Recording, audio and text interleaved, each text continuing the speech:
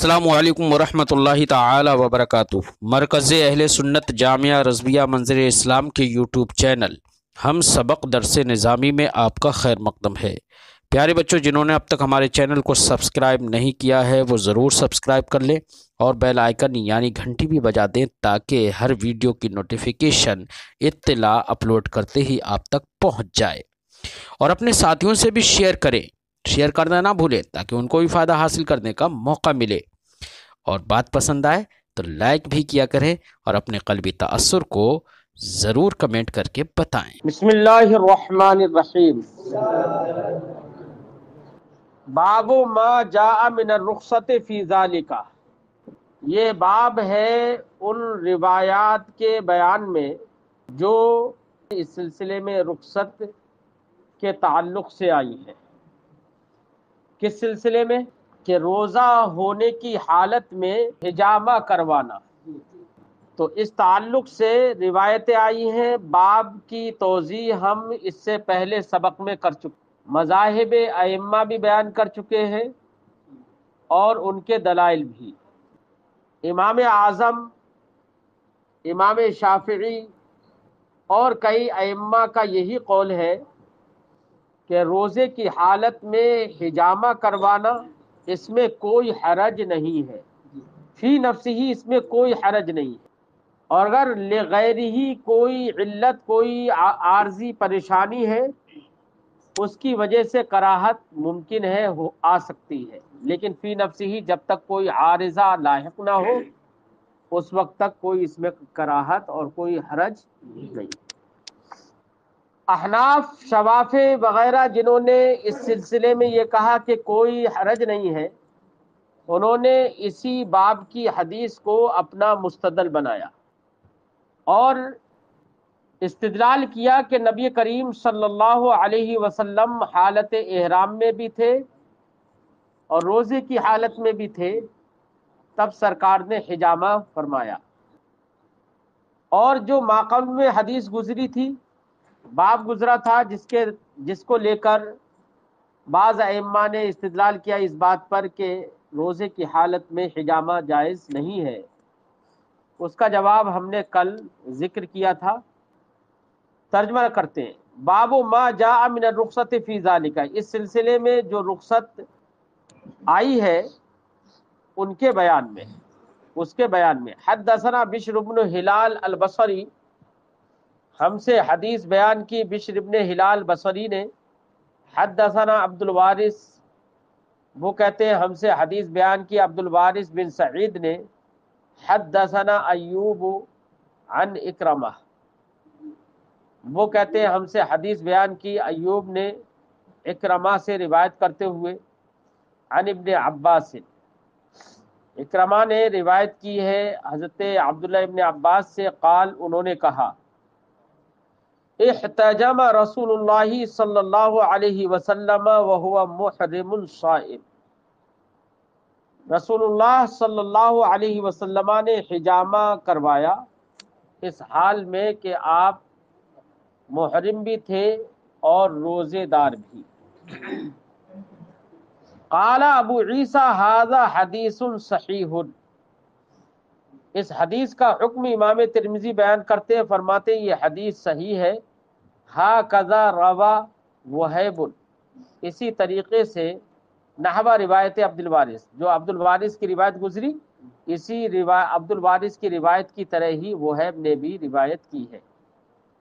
وروا اسماعیل ابن ابراہیم عن ایوب عن اکرمہ، اور اسماعیل ابن ابراہیم نے عن ایوب عن اکرمہ مرسلن حدیث روایت کی ہے۔ مرسلن کا مطلب یہ ہے کہ عن ایوب تو کہا، عن اکرمہ تو کہا، لیکن اس کے بعد سیدھے کہہ دیا احتجم رسول اللہ صلی اللہ علیہ وسلم۔ حضرت عبداللہ ابن عباس کا بیچ میں ذکر نہیں کیا، تو مرسلن ذکر کی۔ ولم یذکر فیہ عن ابن عباس، اس میں انہوں نے عن ابن عباس کا ذکر نہیں کیا۔ حدثنا ابو موسیٰ محمد بن المثنى، ہم سے حدیث بیان کی ابو موسیٰ محمد بن مثنى نے۔ حدثنا محمد بن عبداللہ الانصاری، وہ کہتے ہیں ہم سے حدیث بیان کی محمد بن عبداللہ انصاری نے، وہ روایت کرتے ہیں عن حبیب ابن شہید، حبیب بن شہید سے وہ روایت کرتے ہیں عن میمون ابن مہرانہ، میمون ابن مہران سے عن ابن عباس، وہ روایت کرتے ہیں حضرت عبداللہ ابن عباس سے ان النبی صلی اللہ علیہ وسلم احتجم وهو صائم، کہ رسول اللہ صلی اللہ علیہ وسلم نے حجامہ فرمایا اس حال میں کہ آپ روزے سے تھے۔ قال ابو عیسیٰ ھذا حدیث حسن غریب من ھذا الوجہ، امام ترمذی فرماتے ہیں یہ حدیث حسن ہے، اور لیکن جس طریق سے ہم نے یہاں پر پیش کیے اس وجہ سے وہ غریب ہے۔ حدثنا احمد بن منی، ہم سے حدیث بیان کی احمد ابن منی نے، حدثنا عبداللہ، ہم سے حدیث بیان کی عبداللہ بن ادریس نے، عن یزید ابن ابی زیاد، وہ روایت کرتے ہیں یزید ابن ابو زیاد سے، عن مقسمہ، وہ روایت کرتے ہیں مقسم سے، عن ابن عباس، وہ حضرت عبداللہ ابن عباس سے، ان النبی صلی اللہ علیہ وسلم احتجم فیما بین مکہ والمدینہ وہو محرم صائم، کہ رسول اللہ صلی اللہ علیہ وسلم نے حجامہ فرمایا مکہ اور مدینہ کے بیچ میں، درمیان، اس حال میں کہ آپ محرم تھے اور روزے دار تھے۔ تو ان روایتوں سے یہ معلوم ہوا کہ روزے کی حالت میں حجامہ کرنے سے کوئی حرج نہیں ہے۔ ہاں جن میں منع کیا گیا ہے یا تو ان کی تعویل وہی ہے جو ہم نے کل ذکر کی کہ وہ تشدید ہے، یا الف لام عہد کا ہے، جیسے کہ ہم نے امام طحاوی کے حوالے سے ذکر کیا کہ حضرت امام طحاوی نے ایک حدیث ذکر کی کہ جس میں ہے افطر الحاجم والمحجوم، حاجم اور محجوم دونوں کے روزے نہیں رہے، وَكَانَا يَغْتَابَانِ، اور وہ دونوں چغلی کریں۔ تو وہاں پر جہاں پر صرف اتنا ہے افطر الحاجم والمحجوم، وہاں پر الحاجم والمحجوم پر الف لام عہد کا ہے، اس سے مراد غیبت کرنے والے ہیں۔ کیا غیبت کرنے سے بھی روزہ ٹوٹ جاتا ہے؟ روزہ تو نہیں ٹوٹتا ہے۔ تو اب ہے متعلق یہ غیبت کرنے والے حاجم و محجوم سے متعلق، لیکن اس میں بھی تشدید ہے، تفصیلی گفتگو ہم کل کے سبق میں کر چکے ہیں۔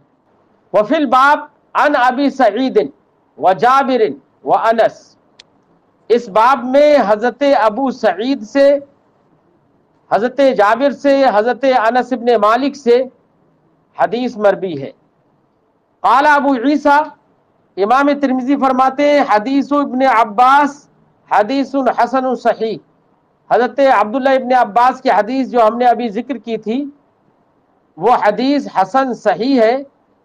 وقد ذهب بعض اہل العلم، اب مذاہب فقہا کی طرف اشارہ کرتے ہیں صاحب ترمذی، فرماتے ہیں بعض اہل علم من اصحاب النبی صلی اللہ علیہ وسلم، اصحاب نبی وغیرہم، اور ان کے علاوہ یعنی تابعین سے اہل علم یعنی اہل اجتہاد ائمہ کرام اس بات کی طرف گئے، الی ھذا الحدیث، اسی حدیث کی طرف گئے کہ جو حدیث رخصت بیان کر رہی ہے، رخصت کی طرف گئے۔ ولم یروا بالحجامہ للصائم بأسا، اور روزدار کے لیے حجامہ کروانے میں انہوں نے کوئی حرج نہیں جانا۔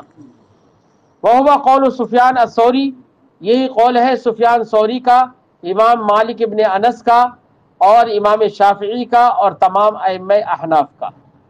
باب ما جاء فی کراہیت الوصال فی الصیام، روزہ رکھنے میں لگاتار روزہ رکھنے کی کراہیت کے سلسلے میں جو روایتیں آئی ہیں ان کے تعلق سے یہ باب ہے۔ یہ باب ہے ان روایات کے بیان میں جو صوم وصال کی کراہیت کے سلسلے میں آئی ہیں۔ صوم وصال کا کیا مطلب ہے؟ ایک یا دو سے زیادہ دن روزے رکھنا اور بیچ میں افطار نہ کرنا، یہ صوم وصال ہے۔ نبی کریم صلی اللہ علیہ وسلم صوم وصال رکھتے تھے، ایک ایک ہفتہ صوم وصال رکھتے تھے۔ جب سرور کائنات صلی اللہ علیہ وسلم کو صحابہ کرام نے صوم وصال رکھتے ہوئے دیکھا تو صحابہ کرام نے بھی رکھنا شروع کیا۔ سرکار دو عالم صلی اللہ علیہ وسلم نے رحمتاً شفقتاً صحابہ کرام کو صوم وصال رکھنے سے منع فرمایا، شفقتاً منع فرمایا۔ صحابہ کرام نے عرض کی یا رسول اللہ آپ تو صوم وصال رکھتے، تو نبی کریم صلی اللہ علیہ وسلم نے فرمایا کہ میرا رب مجھے کھلاتا پلاتا ہے، تم میرے جیسے نہیں ہو، تم میرے جیسے نہیں ہو، میرا رب مجھے کھلاتا پلاتا ہے۔ تو جو صحابہ کرام نبی کے ہر حکم پر عمل کرنے والے ہوں، ہر حکم کو مانے، نبی کے فرمان کو بھی اور نبی کے کردار کو اپنائے، ان کے بارے میں نبی کریم صلی اللہ علیہ وسلم فرماتے ہیں کہ تم میری طرح نہیں ہو۔ تو وہ صحابہ جو نبی کو دیکھنے والے ہیں، ہر عمل میں سبقت کرنے والے ہیں، وہ نبی جیسے نہیں ہو سکتے۔ تو آج کا کوئی معتزلہ سے یا رافضیوں سے یا منافقوں سے جس کی جڑ ملتی ہو، وہ نبی جیسا ہو سکتا ہے؟ اس لیے صحابہ کرام سے تو نبی کریم نے فرمایا تم میرے جیسے نہیں ہو۔ اس سے درس ملتا ہے کہ جب صحابہ کرام نبی جیسے نہیں ہیں تو آج کے لوگ تو کسی صورت میں بھی نبی جیسے نہیں ہیں۔ اس لیے جو لوگ یہ کہتے ہیں کہ وہ ہم جیسے ہی ہیں، یہ الگ بات ہے کہ نبی کریم صلی اللہ علیہ وسلم لبادہ بشریت میں دنیا میں تشریف لائے تاکہ انسان متنفر نہ ہو، یہ دیکھ کر کہ یہ بھی انسان ہے، قریب آئیں، حق کو سمجھیں، برائیوں سے دور رہیں۔ اس لیے اللہ رب العزت نے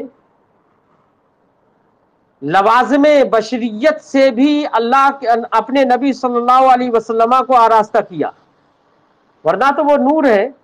اور یہ حدیث پاک دلیل ہے کہ یہ جو لوازم بشریت ہیں، یہ دیکھنے کے جو لوازم ہیں، انہی میں نبی ہماری طرح ہے صرف، ورنہ تو نبی یہ نہیں فرماتے میں تم مجھ جیسے نہیں ہو۔ تو نبی تو ہماری طرح لوازم بشریت میں ہے، لیکن اس سے یہ لازم نہیں آتا ہے کہ ہم بھی نبی کی طرح ہو جائیں۔ ورنہ نبی کریم یہ نہیں فرماتے کہ تم میں سے کوئی میری جیسا نہیں ہے، یہ نہیں فرماتے۔ یہی وجہ ہے کہ کچھ لوگوں نے یہ ذہن میں رکھ لیا نبی ہمارے جیسے ہیں اور ہم نبی جیسے ہیں، یہ تصور کر لیا کچھ لوگوں نے۔ تو ایسے لوگ جو نبی کو بالکل اپنے جیسے سمجھے،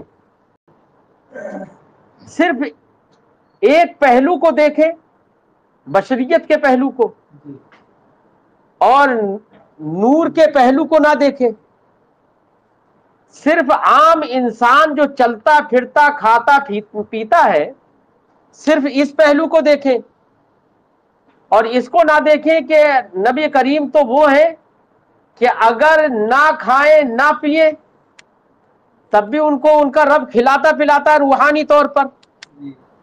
تو یہ تو کم فہمی اور عقل و سمجھ کی یتیمی ہے، اس لیے ایسی حرکتوں سے باز رہنا چاہیے۔ امام بخاری علیہ رحمت و رضوان نے کتاب العلم میں ایک حدیث ذکر کی جس کا مفہوم یہ ہے کہ صحابہ کرام نے نبی کریم صلی اللہ علیہ وسلم سے عرض کی، یا رسول اللہ، آپ کو تو اللہ نے محفوظ فرما دیا، معصوم بنایا ہے، آپ سے تو گناہ بھی صادر نہیں ہوتے، اور اگر کوئی گناہ صغیرہ جو باعث خفت نہ ہو، جو نسیانن کسی نبی سے صادر بھی ہو، جس کو ہم گناہ بھی نہیں کہہ سکتے، لغزش کہے، زلت کہے، اگر وہ صادر بھی ہو جائے نسیانن، تو اللہ نے ایسے تمام آپ کے لیے معاف فرما دیے،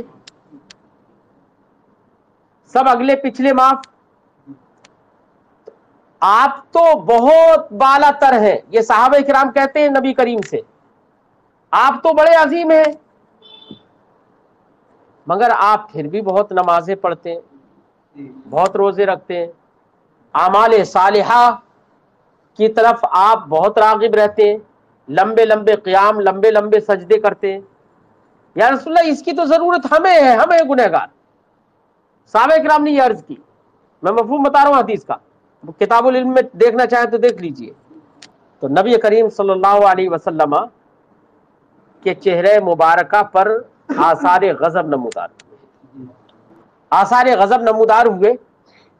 تو تھوڑی دیر کے بعد سرکار نے ارشاد فرمایا، صحابہ کرام کی، دیکھیے صحابہ کرام کا سوال غلط نہیں تھا، یاد رکھیے، آپ سوچیں کہ صحابہ کرام کا سوال غلط تھا اس لیے سرکار پر ناراضگی کے آثار نمودار ہوئے، سوال غلط نہیں تھا، لیکن سرکار دو عالم صلی اللہ علیہ وسلم پر آثار غضب جو نمودار ہوئے وہ اس وجہ سے کہ صحابہ کرام نے یہ کہا کہ یا رسول اللہ، آپ کو اتنی ضرورت نہیں ہے، ضرورت ہمیں ہے عمل صالح کی۔ تو بیٹا عمل کس لیے کیا، عمل کس وجہ سے کیا جاتا ہے؟ آپ کے اندر شوق نہ ہو، عمل کریں گے؟ نہیں کریں گے نا۔ آپ کے اندر معرفت نہ ہو، عمل کریں گے؟ نہیں کریں گے۔ قوت عملیہ، قوت علمیہ، یہ دونوں جتنی زیادہ ہوں گی جس کے اندر، اتنی ہی زیادہ خشیت پیدا ہوگی، قوت خوف پیدا ہوگی۔ نبی سے زیادہ معرفت رکھنے والا کون ہے؟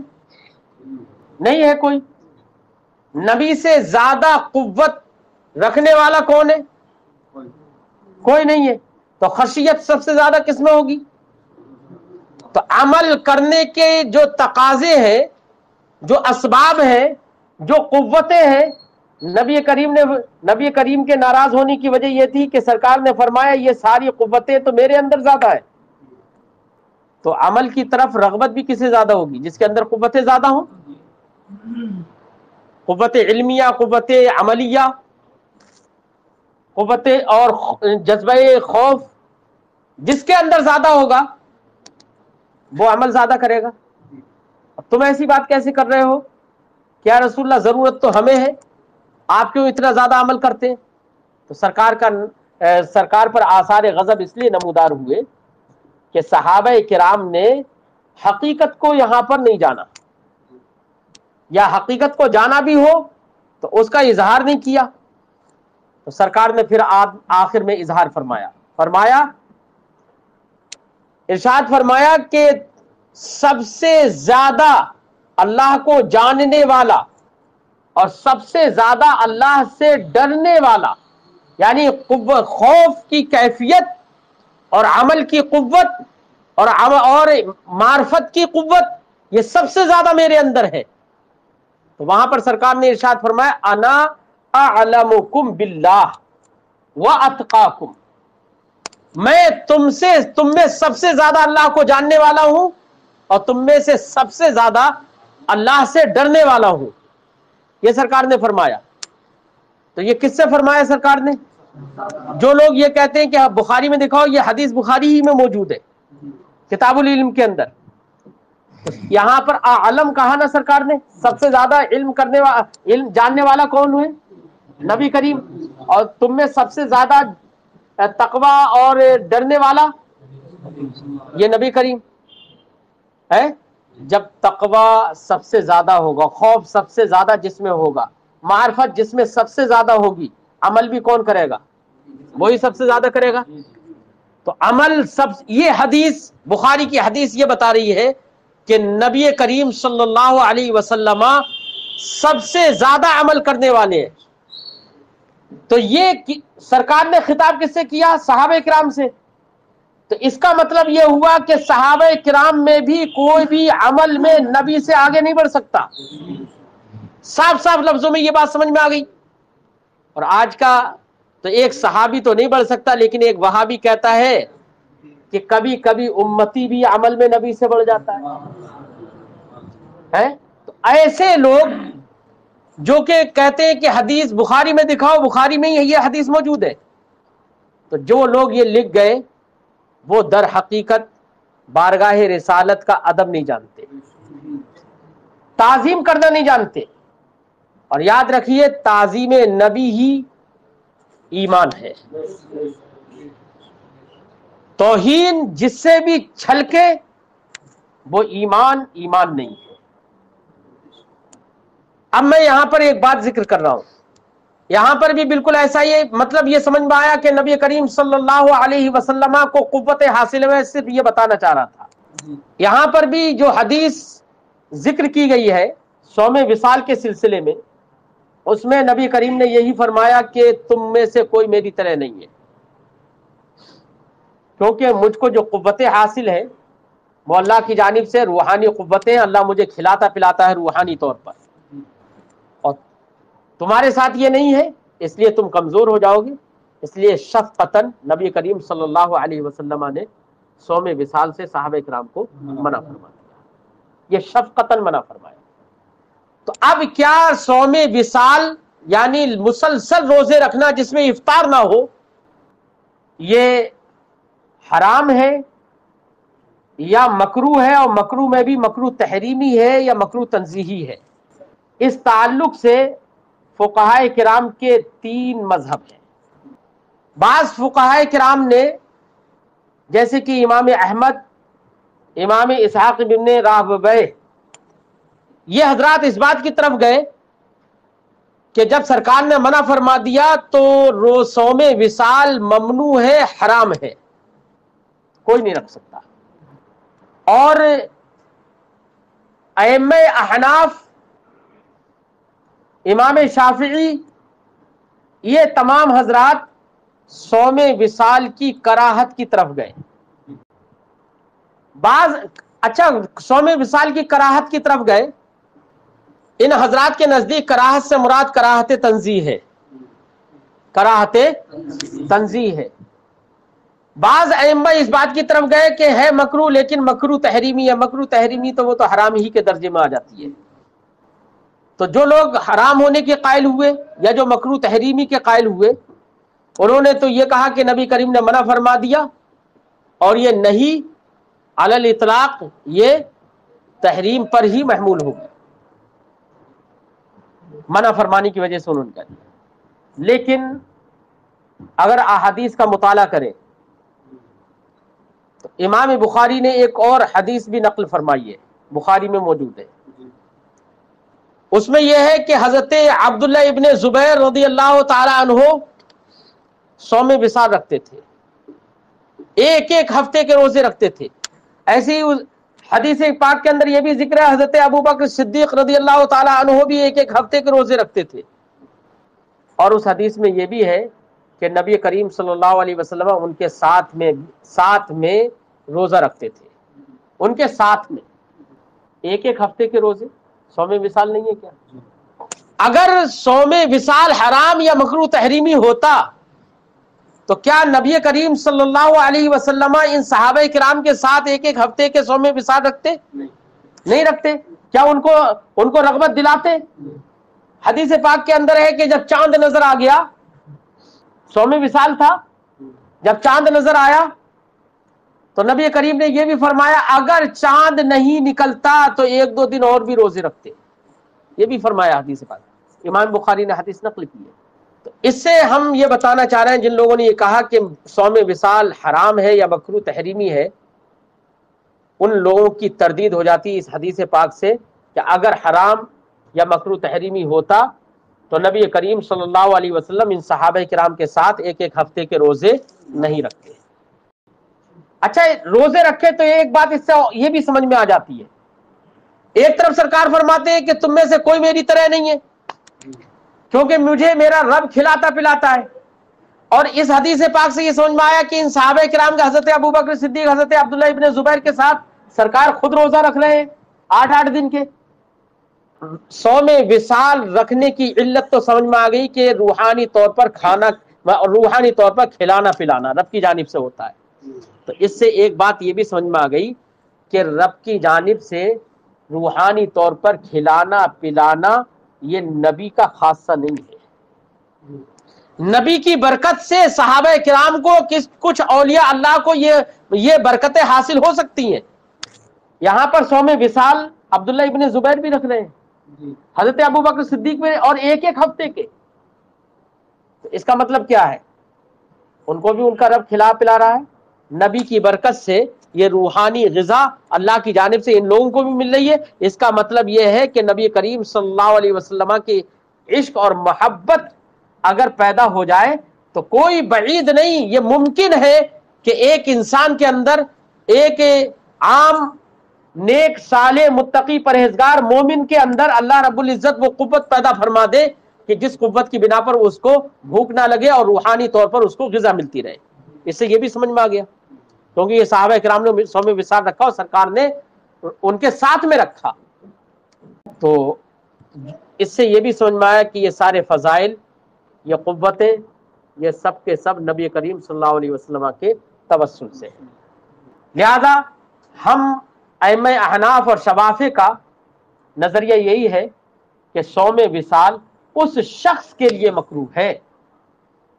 कराहत तो मुतलकन कही जा सकती है, क्योंकि इम्कान तो हर एक के अंदर है कि जो कमजोरी हो जाएगी, लेकिन बिलखुसूस ये कराहत उस शख्स के लिए है जो कमजोर हो जाए और जिसको इतनी कमजोरी हो जाए कि इबादत पर वो कादिर ना रहे, तो उसके लिए चाहिए कि वो 100 में विसाल ना रखे। वरना तो 100 में विसाल रखने में भी कोई हरज नहीं, अगर इतनी कुव्वत रहे तो।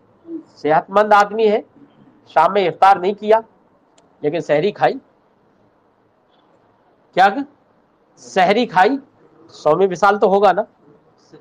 बस इफ्तार नहीं करना है, सहरी तो खाना है, इफ्तार नहीं करना है, यानी शाम में इफ्तार नहीं करना है।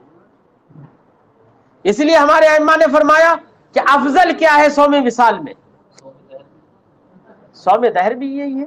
इसमें यह है कि ये उसमें 100 में दहर में तो यह है कि पूरे सुबह में खाया, शाम में इफ्तार कर लिया और दूसरे दिन भी ऐसी लगातार पूरे चलता रहा, वो 100 में दहर है।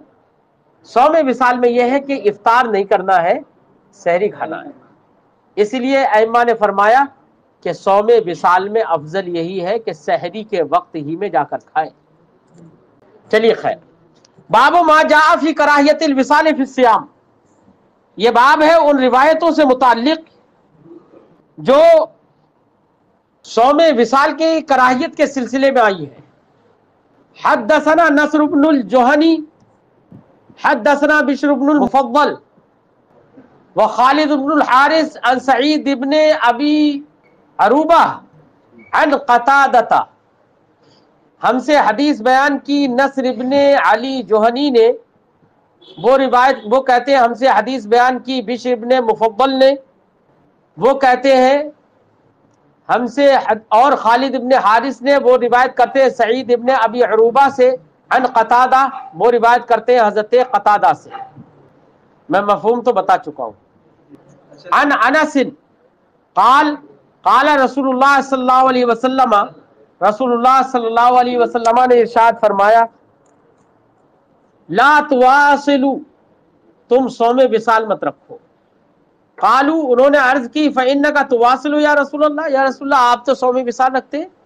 काला इन्नी लस्तु का अहदिकुम, मैं तुम में से किसी एक की तरह, कि तुम में से किसी की तरह नहीं हूँ, है ना। इन्ना रब्बी युतइमुनी व यस्कीनी, मेरा रब मुझे खिलाता है और पिलाता है। युतइमुनी व यस्कीनी।